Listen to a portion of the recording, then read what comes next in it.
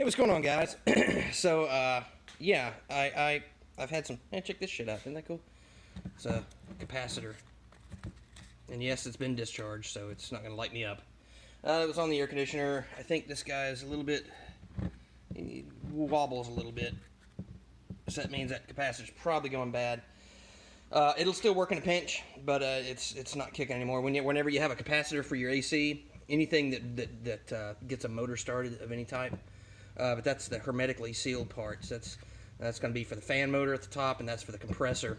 Well, between the two of them anyway. You can jump them and make the right, give them the right wattage. I think it's wattage. I don't remember.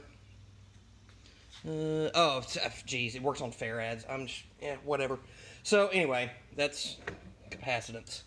All right, so cool. There's that. Now, what I was looking for, I went to Home Depot because my spigot in the front of my house was leaking.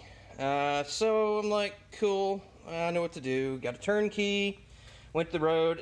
It doesn't screw in as much as you think. It's just like a 90-degree turn, basically. It's a ball valve, basically, is what it is. Turn it 90 degrees to tighten and shuts off the water to the house. So with that, I took the whole thing apart. Let me move this. I had to make my own washer. So I bought a kit at Home Depot. This kit. Home washer assortment. Now, I'm going to be using a lot of the stuff in here anyway. It doesn't really matter.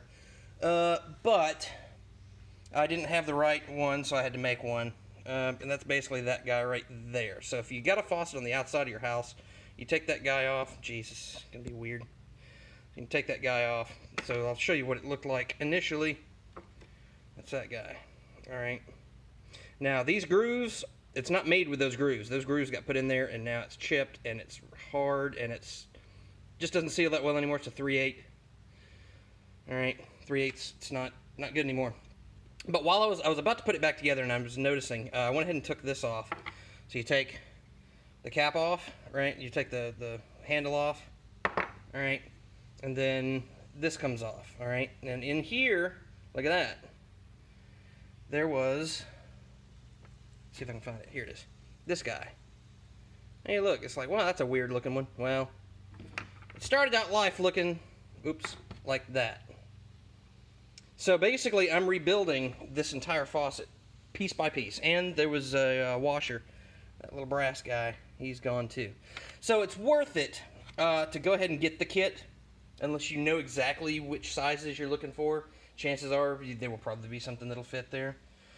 So, yeah, these things will go bad too, and that has something to do with it leaking through here, which is what I was experiencing. So, there's a lot of parts on here that need to be replaced. So it's worth it. It really is worth it to just go ahead and rebuild the whole damn thing. The kit cost me like $6, I think. Let me see. $6.28 for the whole thing. And ta-da. So that's going to rebuild that entire faucet, and we'll leak test it here in just a minute after I get it back together. Yeah, I almost forgot a top tip for you. Let me get this focused. If it'll focus. Focus, buddy, focus. Okay. So you see that? That is waterproof. God bless. There it is. Waterproof silicone grease. Okay. It's also found in the plumbing department at your local box store. This is the stuff that I've had for a hot minute. You can tell. I also use this on my oil filters for my cars. Put a little bit of that on there. And it's, in my opinion, better than putting oil on, because if the oil heats up, it can cause it to stick. But that stuff will not stick, and it's fine with higher temperatures. So just a little top tip for you there. Put a little bit of that silicone grease right on there, and that'll help it operate, and that'll also help it seal in the threads, especially when it's old. This thing's like 30 years old. So, all right, there you go. Damn it, focus. Focus. The camera's up here, but it's not doing it. It's being a bitch. There we go. Yay! Alright, so that's where the faucet's coming out of the side of the house. And if you look, I put some Teflon tape on that guy. It's always a good idea to do when you're messing with plumbing or gas. And gas has a special type of Teflon tape. You put some of the Teflon tape on there. You wrap it backward, so you don't tighten the Teflon tape around it. You actually do it like you're loosening it. Alright, and then by the time you tighten whatever it is on there, it's gonna hopefully stay a little bit better and seal better. So, there you go. It's another top tip. Alright, there we go. Finished product, guys.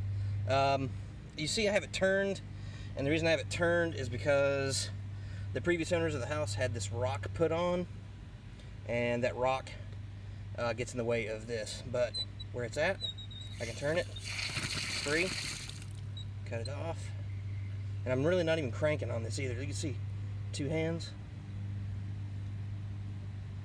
Ta-da. It's done, guys. No more leaking from up in there. That leak is totally fixed. That's where it was leaking from originally. And then I went ahead and replaced that, because any of those failing can cause it to leak here and sometimes up in here. So there you go. That's it. Really $20, and I've still got a bunch more washers left. So that's it. That's a good deal.